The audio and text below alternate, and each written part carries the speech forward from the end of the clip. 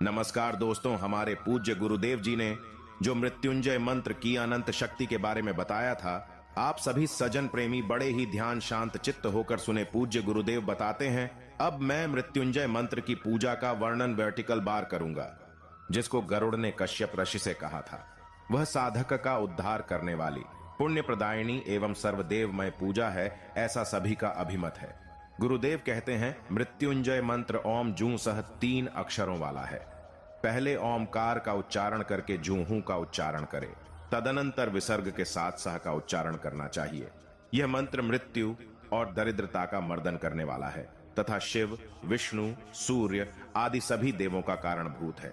ओम जू सह यह महामंत्र अमृतेश के नाम से कहा जाता है। इस मंत्र का जप करने से प्राणी संपूर्ण पापों से छूट जाता है और मृत्यु रहित हो जाता है, अर्थात मृत्यु के समान होने वाले उसके कष्ट दूर हो जाते हैं। इस मंत्र का 100 बार जप करने से वेदाध्ययन जनित पुण्य फल तथा यज्ञकृत फल एवं तीर्थ स्नान दान पुण्य आदि का फल प्राप्त होता है। तीनों संध्याओं में 108 बार इस मंत्र का जप करने से मनुष्य मृत्यु को जीत लेता है, कठिन से कठिन विघ्न बाधाओं को पार कर जाता है, शत्रुओं पर विजय प्राप्त कर लेता है। भगवान मृत्युंजय श्वेत कमल के ऊपर बैठे हुए वरदहस्त तथा अभय मुद्रा धारण किए रहते हैं। तात्पर्य यह कि उनके एक हाथ में अभय मुद्रा है और एक हाथ में वरद मुद्रा, 2 हाथों में अमृत कलश है। इस रूप में अमृतेश्वर का ध्यान करने के साथ ही अमृतेश्वर भगवान के वामांग में रहने वाली अमृत भाषिणी अमृता देवी का भी ध्यान करना चाहिए। देवी के दाएं हाथ में कलश और बाएं हाथ में कमल सुशोभित रहता है। हे शिव, यदि एक मास तक अमृता देवी के साथ अमृतेश्वर भगवान का ध्यान करते हुए मानव ओम जू सह इस मंत्र का तीनों संध्याओं में 8000 जप करे तो वह जरा मृत्यु तथा महाव्याधियों से मुक्त हो जाता है और शत्रुओं पर विजय प्राप्त कर लेता है। यह मंत्र महान शांति प्रदान करने वाला है।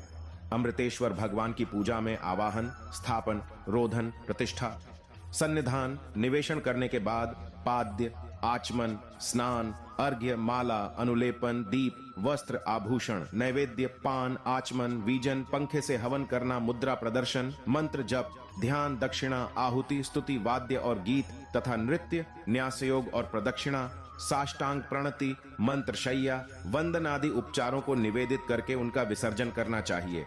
षडंग प्रकार का पूजन, जिसे परमात्मा ने अपने मुख से स्वयं कहा है, वह क्रम से बतलाया गया है। उसे जो जानता है वही पूजक है। षडंग पूजा इस प्रकार है, साधक को प्रारंभ में अर्घ्य प्रदान करने के लिए प्रयुक्त पात्र की पूजा करके अस्त्र अर्थात फट मंत्र से हस्तताड़न दाहिने हाथ के द्वारा बाएं हाथ पर ध्वनि करना चाहिए।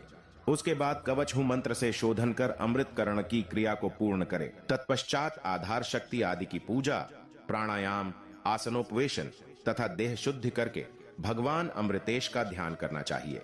तदनंतर अपनी आत्मा को वर्टिकल बार देव स्वरूप में स्वीकार कर अंगन्यास, करन्यास करके साधक हृदय कमल में स्थित ज्योतिर्मय आत्मदेव का पूजन करे। उसके बाद मूर्ति पर अथवा यज्ञ के लिए बनी हुई वेदी पर चित्रित देव के ऊपर सुंदर पुष्प अर्पित करे। द्वार पर अवस्थित रहने वाले देवों का आवाहन और पूजन करने के लिए पहले आधार शक्ति की पूजा करे। तदनंतर देवता की प्रतिष्ठा करके उनके देव परिवार का पूजन करना चाहिए, क्योंकि विद्वानों ने बतलाया है कि मुख्य देव के पूजा के साथ उसके अंग परिवार आदि की भी पूजा करने का विधान है। आयुधों एवं परिवारों के साथ धर्म आदि की तथा इंद्र आदि की, युगों, वेदों और मुहूर्तों की भी मुख्य देव के रूप में पूजा करनी चाहिए। यह पूजा भुक्ति और मुक्ति प्रदान करने वाली है, अतः साधक विद्वानों को उनकी षडंग पूजा करनी चाहिए। देव मंडल की पूजा करने के पूर्व मातृका, गणदेवता, नंदी और गंगा की पूजा करके देवस्थान के देहली भाग पर महाकाल तथा यमुना की पूजा करनी चाहिए। इस पूजा में ओ अमृतेश्वर भैरवाय नमः तथा ओम जू हम सह सूर्याय नमः कहना चाहिए। इसी प्रकार प्रारंभ में प्रणव मंत्र ओमकार को जोड़कर नामोच्चार करते हुए अंत में नमः शब्द का प्रयोग करके शिव, कृष्ण, ब्रह्मा, गण, चंडिका, सरस्वती और महालक्ष्मी आदि की पूजा करनी चाहिए। तो आज के लिए इतना ही कैसी लगी आज की विशेष जानकारी? कमेंट बॉक्स में राय जरूर दें। आने वाली विशेष जानकारी तक आपके इस दोस्त को इजाजत दें। तब तक के लिए जय श्री कृष्ण।